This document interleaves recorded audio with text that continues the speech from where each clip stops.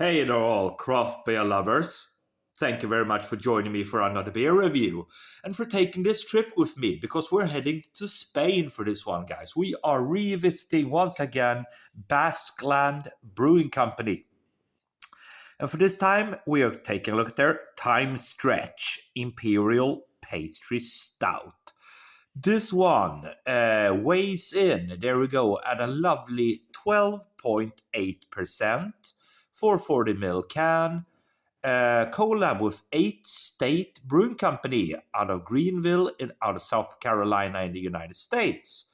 There we go. And they say ingredients, water, barley, yeast, hops, CO2, Ecuadorian cocoa, Tahitian vanilla, and cassia bark. Hey, how's that for? I don't know, even know what that is. Ask for Basque. That's their. So, Basqueland Brewing Company and their collaboration, as I said, with 8 State Brewing Company. And this is their time stretch Imperial Pastry Stout. With that said, let's get that can cracked open and see what we get. Oh my goodness me, this is going to be a big one.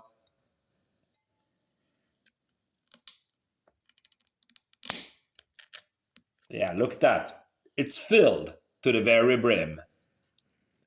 That we like. It was actually overly filled, this can.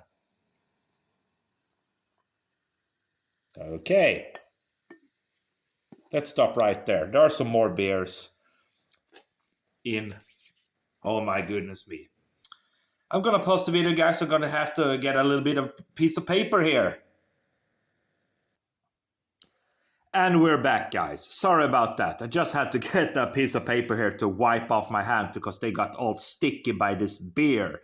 As you can see there, a lot of beer. It's not an infected beer, I don't think so, because that foam settled quite quickly still. More beer left in the can. There we go. It's a jet black beer all day long. Look at that. Look at that. Look at that. As I shake the beer a little bit there, you can see the alcohol lacing, looking good. Time stretch Imperial Stout. Let's go for the nose. Yeah, there's certainly that kind of cocoa smell on it.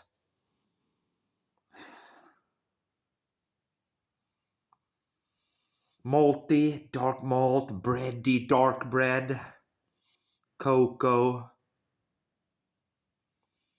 There's something else lurking about. Could be that cassia bark. I don't know even know what that is. I think it's kind of a Chinese plant or something like that. Almost like a hint of a smoky note.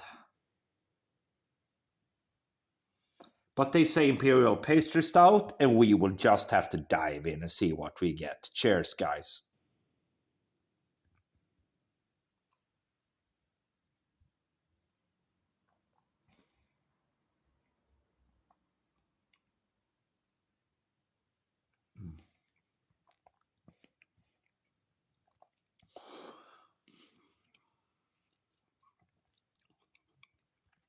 It's not bad.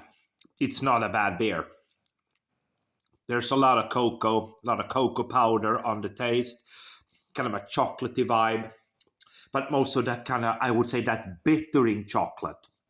It's not so much sweet chocolate, not more, milk chocolate, more so bitter, kind of baker's chocolate on the taste. A lot of cocoa powder on it, dark malt, a little bit of booze coming through as well.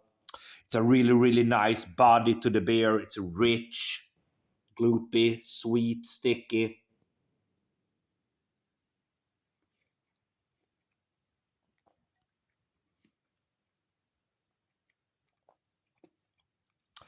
And I'm also picking up a kind of a almost like a peppery, spicy vibe to this. And perhaps is that the cassia bark that they have on the have put in there?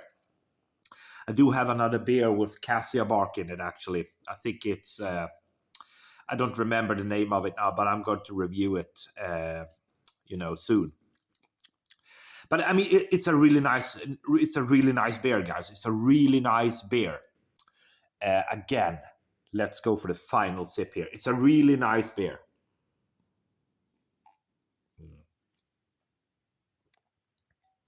Mm.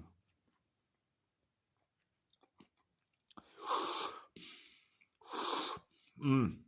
Okay, so to summarize then, this is a really nice Imperial Stout.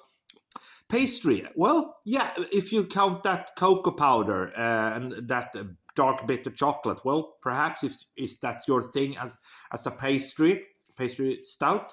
Um, there's a lot of chocolate on the taste, but it's more bitter chocolate than anything else, not milk chocolate. Cocoa powder, dark malt, it's bready.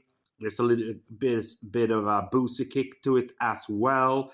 And there is a kind of a spicy and peppery hint as well that I can't really place, but I think it's still a very, very nice beer. It's sweet, sticky, it's got a really good body.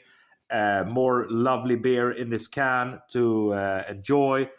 Uh, yeah, really nice beer. Another solid from Basqueland. Oh, sorry. Another solid from Basqueland Brewing and from 8 State Brewery out of the South Carolina and the United States. For me, this is a solid 4 out of 5. Definitely to be recommended if you like your chocolatey, although bitter chocolatey stouts with a lot of cocoa powder and so on it. Yeah, that's what I have to say. Cheers.